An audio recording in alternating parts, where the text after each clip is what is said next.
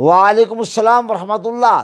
یہ سوال عمار قادری کا ہے، بد مذہبوں سے تعلق رکھنے کا کیا حکم ہے؟